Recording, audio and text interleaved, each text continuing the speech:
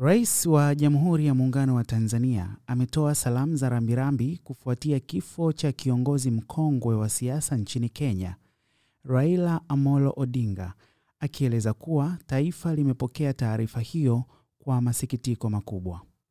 Kupitia taarifa hiyo ya leo Oktoba 15, Rais ametuma salamu za pole kwa Rais wa Jamhuri ya Kenya, Dr. William Samoei Ruto, Mama Ida Odinga, watoto, familia, ndugu, jamaa, marafiki na wananchi wote wa Kenya kwa niaba ya serikali na wananchi wa Tanzania. Namnukuu: nimepokea kwa masikitiko makubwa taarifa ya kifo cha Mheshimiwa Raila Amolo Odinga.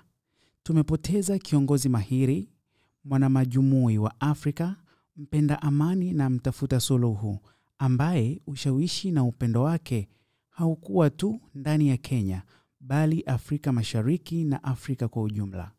Msiba huu si wa Kenya pekee, bali ni wetu sote, amesema Rais Samia. Lakini pia ameongeza kwa kuandika kuwa tunaungana kuwaombea kwa Mwenyezi Mungu awajalie subra, faraja na imani katika kipindi hiki kigumu, na ailaze roho ya mpendwa wetu Mheshimiwa Raila Amolo Odinga mahali pema peponi. Amen.